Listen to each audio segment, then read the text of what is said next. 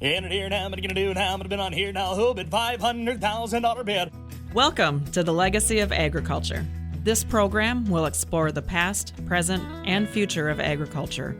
We'll look at the people, products, and events that have formed its history. And now with today's guest, your host, Chris Bair.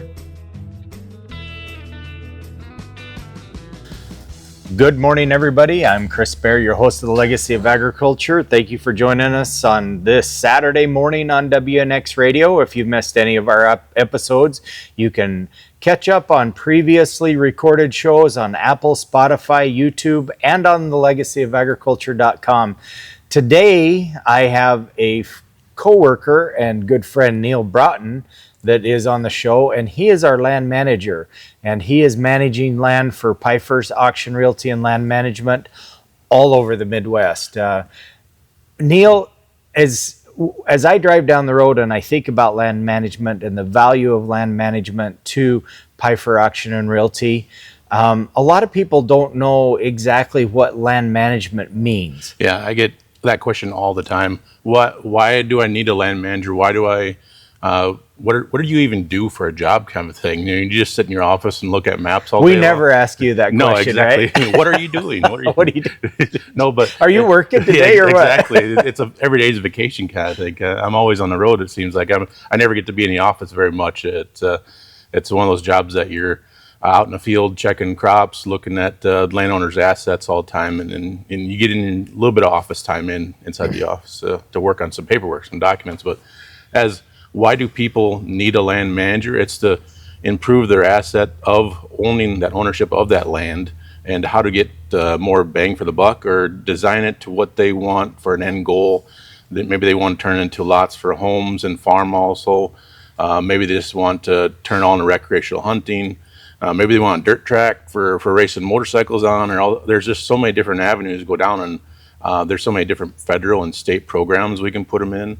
And just with all my connections with the contractors, federal programs, state programs, we can get the most value off their property for them without them spending much money on it, kind of thing. So if we go really grassroots with the question, is probably the easiest way to explain land management is that in South Dakota and throughout the Midwest, there's lots of absentee landowners. There's Yes. lots of land that has passed from generation to generation, and the current ownership or group of owners of a particular piece of land has gone to college. They have families. Sometimes they're even old enough to be retired, and they still have the family farm and need somebody. The biggest question is are we getting a fair rent for our land? Yeah. Is the market bearing more money, or would the marketplace bear more money to get more rent? And that's where you come into play is you calculate in all kinds of things. You calculate in the soils, you calculate in tillable acres, you calculate all of that in. On local demand, there might be a local feedlot that's super high demand for acres, or it might be a hunting preserve that might need some more acres just to get more clientele on their property, or there might be a builder in the area that wants to start up a development area that's looking for land. There's just so many different avenues we can go down, kind of thing. And dairies have becoming a huge player in the farmland in the upper Midwest. Yeah. I'm kind of stumbling over my words because it really is staggering a little bit to know that so many dairies are coming in. The dairy cattle population is skyrocketing in the state of South Dakota. It is, and actually it's starting to become a political issue now, kind of in the state of South Dakota, because I think the new governors that are bidding in for the new governorship coming in the future, they're starting to see that dollar amount and value behind it, so they're starting to put more emphasis on that for their political future, kind of thing. So more dollars coming in from out of state. Completely changes the tax base on a county when a huge dairy comes into a county. Yes, yeah. It changes land value, way land is used, all sorts of different angles. Yes, definitely. So when you sit down with mom and dad at the kitchen table, or you sit down with an investment group, or you sit down with heirs to land, and you discuss What is it that you talk about? What are your formative conversations about? The main thing, first thing I ask them is, what are your goals for the property? What is your direction? Are we selling it in the next couple of years? Are we doing a long-term investment to hand down to the next generation? What is your goal as a landowner for the future of that property? And then I dive even deeper into that, and then we look at the history of the property, what has been done on the property in the past, so we can maybe you need to correct some things or need to use up some assets that are actually currently on that property. Maybe there's a hog confinement, maybe there's some other confinements that we need to continue the investment that they put on that property and keep on rolling on it, and then look for future options. So let's kind of talk about that, and let's dive deep into it. Let's say that you've got a section, for example. You got 640 acres, and you've got, say you've got 600 acres of it that's tillable, that's you could rent out, and then you've got some pasture, you got some shelter belts, you've got a home place, and a couple of hog confinement buildings on the property. What would you recommend, and what direction would you take? There's a lot of moving parts in one section. That's a huge question, and it all comes down to the landowner again. I want to ask them which direction you want to go on it. Is there somebody moving on to that operation, a younger generation? Are you hiring a new hire on there to manage that hog confinement that might be living on site? Maybe we Pifers need to help them manage the rental property of that acreage, or the bin site, or even the hog confinement. There's just so many different avenues to go down. It just comes down to talking to that landowner face to face, what I prefer, and figuring out what direction they want to go with it. When you're looking at doing land management, do you recommend, for example, if let's say it's got an older home, but it's got a pretty rough shelter belt in it, and let's say that mom and dad want to rent that house out, it needs some work done to it. You got the hog confinement buildings that need some work, but it's got good farmland. How do you approach recommending repairs and upkeep and maintenance on a property that might be getting not to the end of its useful life, but years from it? Right. Yeah. I got a whole bunch of contractors, a list of contractors we can go through and figure out what they want to do on that property and improve it for the long-term investment. That we talk about what kind of renter they want on that property also. Maybe they want a long-term or a short-term renter in there for that acreage site.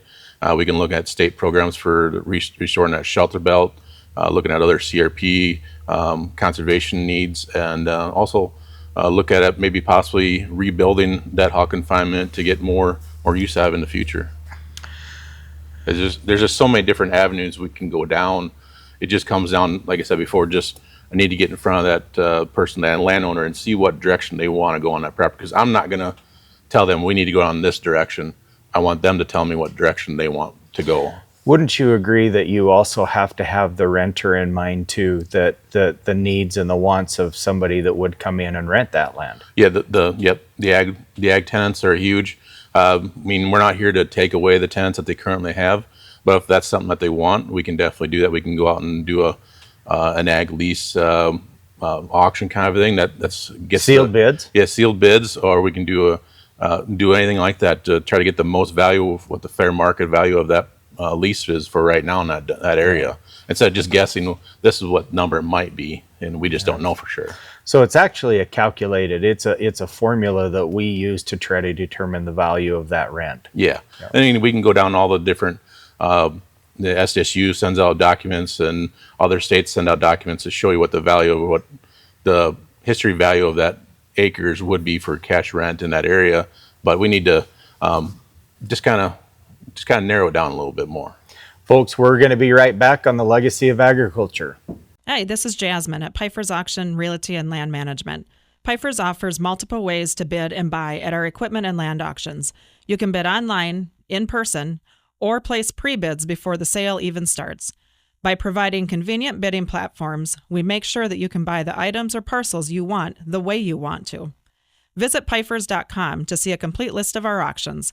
When it comes to bidding, go with Pifers. Nobody does it better. Folks, we're back. I'm Chris Bair, your host of the Legacy of Agriculture. Neil Broughton, Pifer's land manager out of the Sioux Yes. Falls region has joined me and is my guest on the radio show. And in our first segment, we had a great conversation about the initial contact to the landowner and a little bit about how rents work and our responsibility to the landowner or to our client, is as the attorney would say, to our client. But I want to talk a little bit about the tenant, the renter.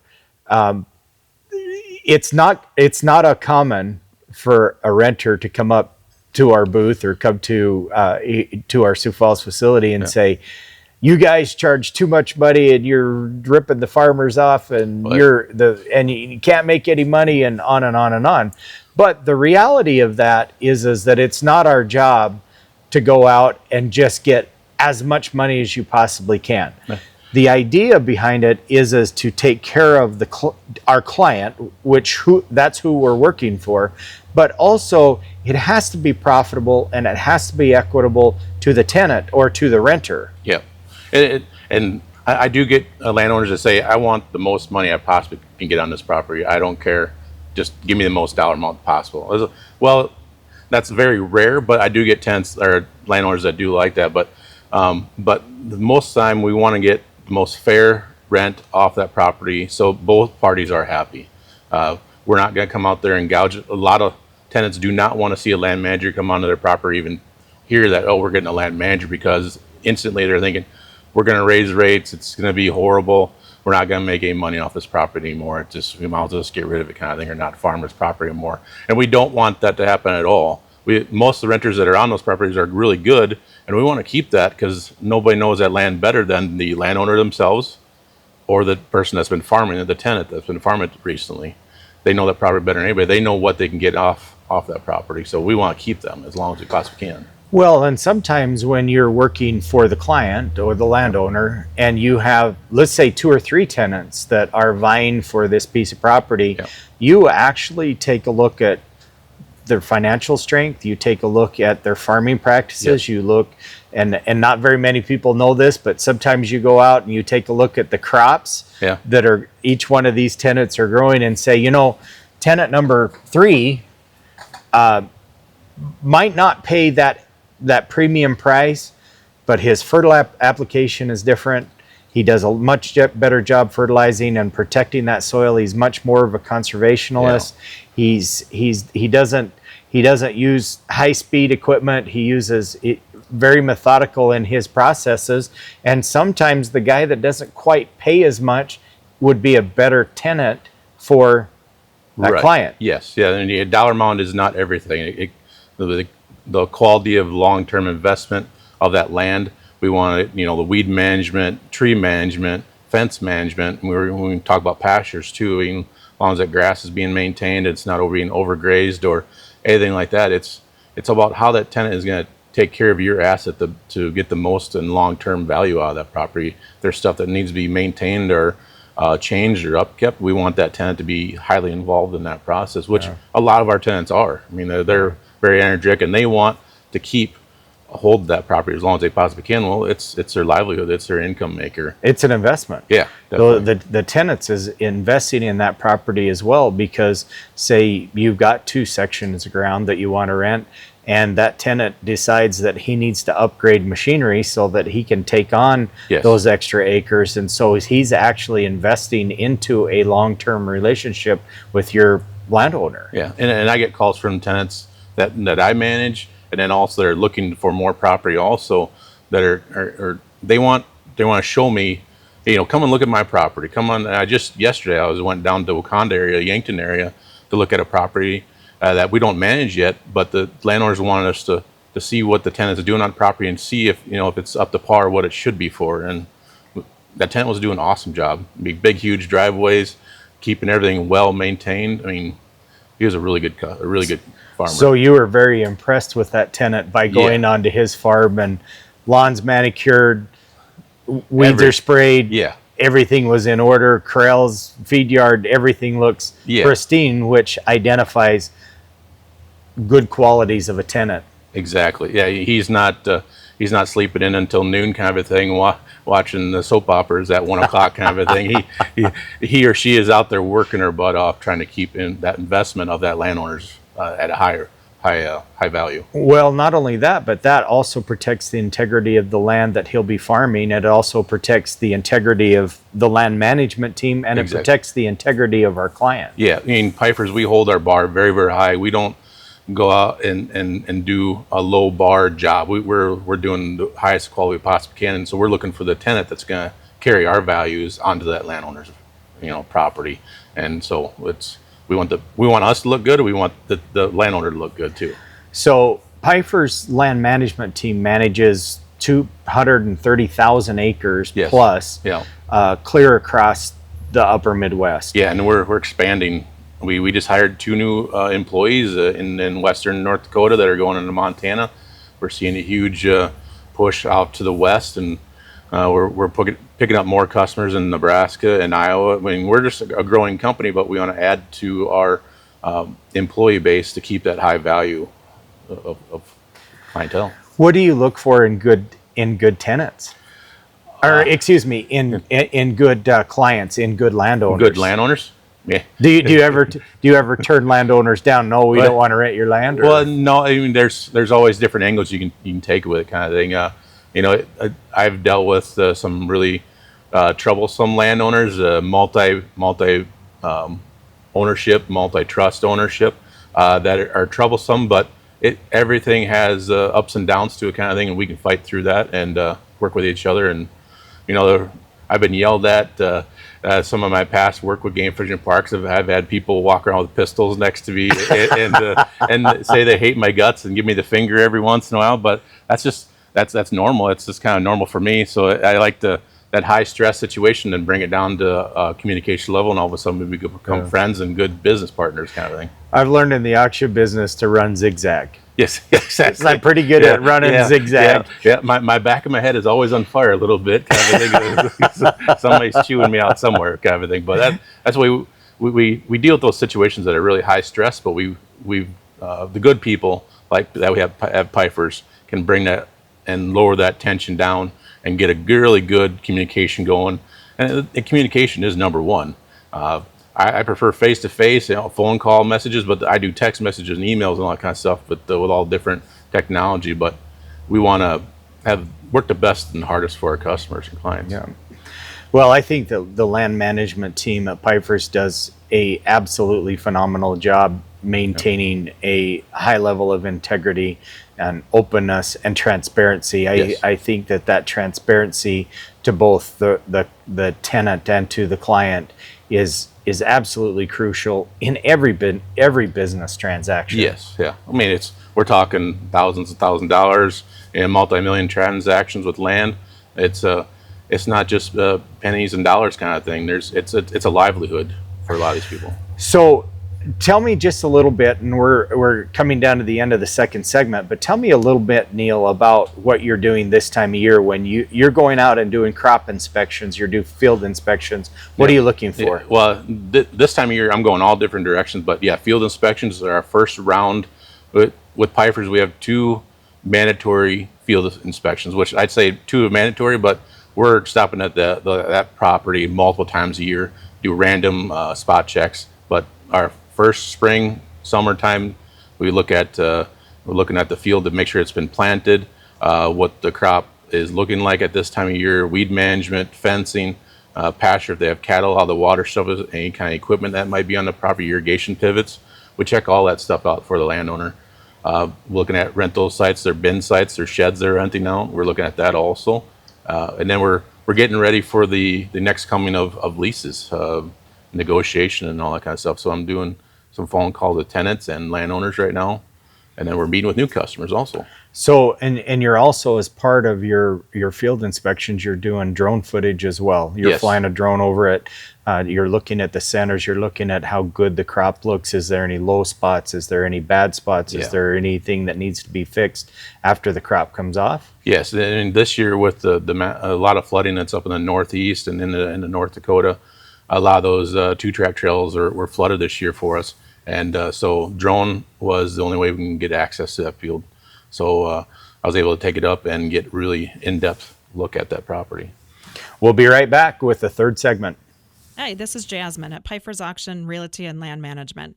Pifer's offers multiple ways to bid and buy at our equipment and land auctions.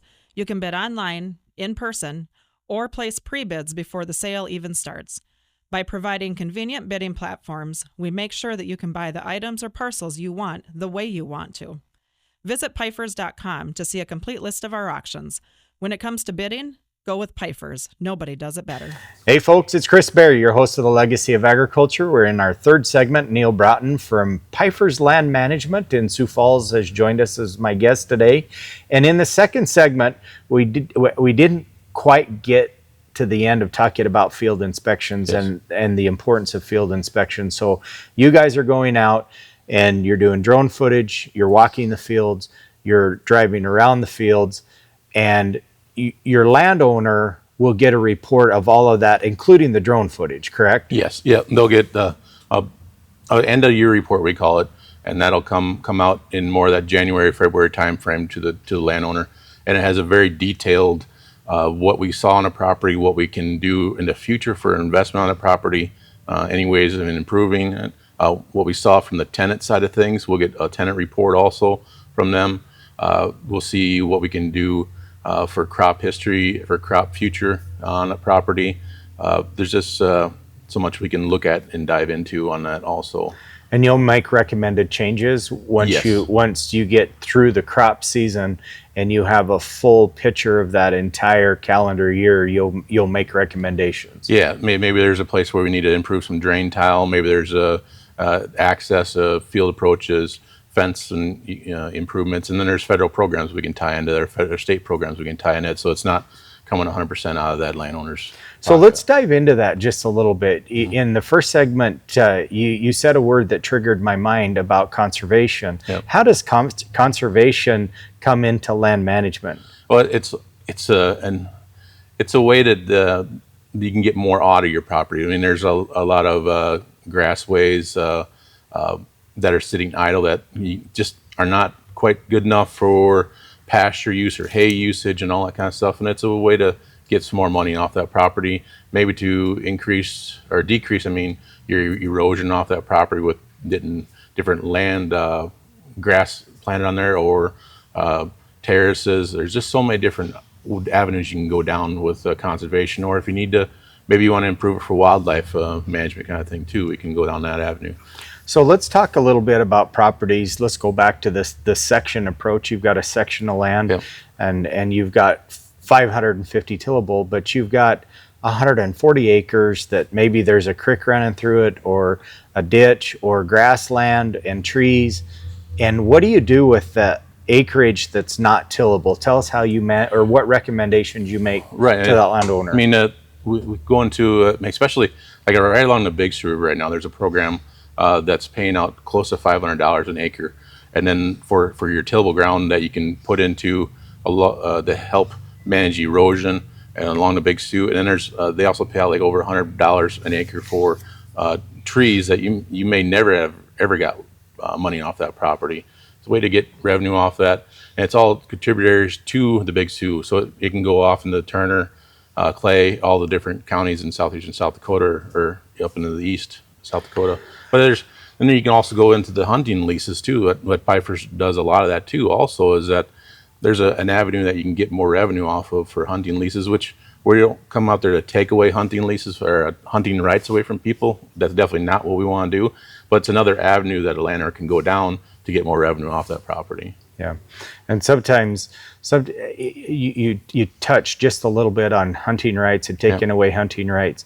The idea here is to be a peacemaker, not to create a problem. Exactly. Yeah. So that's what when we go into talking about hunting rights, we want to make sure that there's no family out there, that we're not going to cause any division, because hunting is a South Dakota tradition, or a regional tradition of hunting especially on their own properties. We don't want to take that right away from them at all. And but we want to expand the profit and the benefit of having those hunting rights on that property. So if you have a client that says, I'm not getting enough rent, I want more rent, how do you resolve that conflict? Well, we look at the property itself. Maybe we need to look at different avenues to go down. Maybe there's a reason why he's not getting that high land value he wants, and kind of make him. Maybe we can go different angles. The conservation direction. We can go the hunting direction. Different farming practices on that property. There's just so many different avenues we can go down. We just got to feel it out, and then we want to kind of educate him a little bit too on what the true value of that area is for land value and land rent. Just kind of educate him, because the coffee shop might be exaggerating a little bit. The farmers might have got a little bit too much coffee that morning, and they're all hyped up and excited, and they want. He's feeling the caffeine. Yeah, that $250 cash rent that he heard from neighbors might be $350 when you get to the coffee shop kind of thing. So we want to make sure that we're talking the same numbers and we're all educated and we're all on the same plane. So are you telling me that not all coffee shop talk is accurate? Yeah, and then there might be some exaggeration going on there. or at church, one of the two. Exactly, right? Yeah. That's another thing. I mean, what Pifer's does is we can be that middle person between you and the tenant, the landowner and the tenant, that you don't have to have that awkward conversation at the coffee shop or at church. And, put that uncomfort, the stress level onto us land managers for you. One thing that I have noticed with land management and talking to you and to Dwight is that not only are we managing land for farmers, landowners, but we're managing land for municipalities, colleges, airports. A lot of times airports will have farm ground, a substantial amount of ground around an airport as a buffer zone. Yes. And we do a lot of that as well. Yeah, and that's I mean, their specialty is running an airport, not managing ag property. Correct. So that's when they need somebody else like myself to come in there and help them smooth things over and get the most dollar amount that they want or what they want done on that property done without the headaches of paperwork, everything that comes along with this managing property. But you're real careful with the drone footage at an airport. Yeah. I stay well away from that. But yeah, that might not get droned, right? Right, exactly. Yeah, that might be an in-person camera taking pictures. That's right. Yes. We're going to take pictures on the ground, right? Yes, yeah. As the airplanes fly over.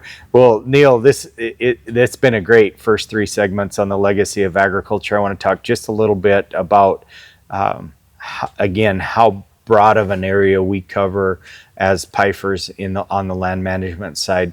230,000 plus acres. I haven't heard the exact number. What is the exact number? Well, it changes daily because we got some really good auctioneers that like to sell some property that we actually manage. We raise the bar on our landowners' land. I mean, we take it from what they've been doing and we help them improve it to the next level, and the neighbors are seeing it. And then when that family or landowner wants to sell it, they come to Pifer's to sell it. So they're handing it down to us, and our auctioneer company just rocks it and sells it really good. And we reach out. We're growing into Montana. We're going further in Nebraska. We manage land in Arizona. It's we go all over the country, and we're not within state boundaries. We go everywhere. We got Colorado, you name it. We're helping people out. Folks, we'll be right back with the legacy of agriculture. Hi, this is Jasmine at Pifer's Auction, Realty, and Land Management. Pifer's offers multiple ways to bid and buy at our equipment and land auctions. You can bid online, in person, or place pre-bids before the sale even starts. By providing convenient bidding platforms, we make sure that you can buy the items or parcels you want the way you want to. Visit pifers.com to see a complete list of our auctions. When it comes to bidding, go with Pifer's. Nobody does it better. Good morning, everybody. I'm Chris Bair, your host of the Legacy of Agriculture. Thank you for joining us on this Saturday morning on WNX Radio. If you missed any of our previous episodes, you can join us on Apple, Spotify, YouTube, and thelegacyofagriculture.com. Neil, we're almost to our second year birthday on the Legacy of Agriculture. It's crazy. That's good. It's hard to believe that many people would talk to me. I know. Exactly. Yeah. When I run out of people to talk to me, I let Josh do the show for a couple of weeks, and then that way I can kind of pool my resources back together again. Get a little breather kind of thing. So we've had a fabulous conversation about the legacy of agriculture and about Pifer's land management. I want to talk about the money collecting process. Yes. Let's talk about the uncomfortable part. Is how do you handle the money? So you got mom and dad at the table. You rented out their farm, their farmland. You've got the tenant that might be a local tenant. It might be somebody that lives a long ways away. Right. But you've identified both the tenant and tell me how that process works. Right when we first get a land management agreement signed with the landowner, we do a whole bunch of paperwork. It's kind of overwhelming a little bit at the beginning because we want to get that stress level off of your shoulders, because right now you're extremely stressed. You're with all these taxes and dollar amounts coming in and possibly handling late payments and all that kind of stuff. So right at the beginning, we do land management agreements, and then we go into the federal documents, and then how we're going to get money dispersed to all the right family members that might be tied into that trust or just into land ownership. So we dive way into the weeds, and we take that burden off them, just so we get the checks from the tenants, and we help them disperse them either to pay taxes, to pay any kind of state stuff that might be going on. Maybe there's a contractor that needs to get paid also out of those funds. Mortgage company? Yeah, mortgage company, yes. And there's just so many things that we want to take off your burden, so you can just go to the lake and enjoy your summer kind of thing, or be with the grandkids more or something. And as the land manager, that's kind of what you want. Yeah. Because part of the reason why they're paying you a fee is for you to take care of all of those extra burdens that come along. So property taxes, mortgage payment, if there is one, any federal money that needs to be paid, whatever that might be, but also receiving federal money if there's federal money coming in. Yes. Yeah. And then that's where Pifer's comes in. We're a very well organized company that any money that's coming in from different directions, we're going to be able to grab a hold of that and disperse it to the right person where it goes to. So if I recap exactly what happens, you've got a brand new client, you got a brand new landowner, you sit down with that landowner, you figure out what their needs are, what is their long-term goal, what is it that they want to accomplish with usually their greatest and best asset. Exactly. They've possibly retired from farming, or obviously retired from farming. You go out, and once you gather all the information from that client, then you go out and you search for tenants. And your tenant might not necessarily be the highest paying tenant, but you want the best tenant. Yeah, exactly. The best tenant. We want to continue their high standard of their asset, or even improve their asset. And that's where we want to get the best tenant to take care of that property for them. Yeah, definitely most time it may not be the most high paying tenant on the whole block, but he or she has the right value system to carry on that family's legacy. And we identified some of those attributes in earlier segments here about what you're looking for in a tenant. Yeah. So once the tenant is established, the tenant has access to the land, plants a crop, you go in, you do drone footage a minimum of 2 times a year. You walk the fields, you take pictures from the ground, you gather up all of that information, and that information then becomes available to the landowner at any time, really. Well, yeah, they can call me any time of the day through any kind of technology. I got some guys that don't believe in emails, don't believe in text messages. They just want to call or do a handwritten letter to me. That's or really, snail mail, regular old exactly. Snail mail. Yeah, just however they want to communicate. That I'm open to not. That's very, very important. That communication is made through whatever technology level your client is accustomed to, because so many of our clients, even in the auction industry, they'll sign a paper contract, but you would never get them to sign a DocuSign. Right. They don't have the technology to do it. And we've talked about this in previous radio shows, that only 86% of the farms, according to the USDA, 86% of the farms have internet access. Yeah. And so you've got 14% of landowners that don't have any type of computer access. They might have a cell phone, which almost everybody does, but being able to communicate effectively regardless of the technology or the lack of technology is important. Yeah, and a lot of the world thinks the whole world has this fast technology. It goes really, really fast and great fast communication.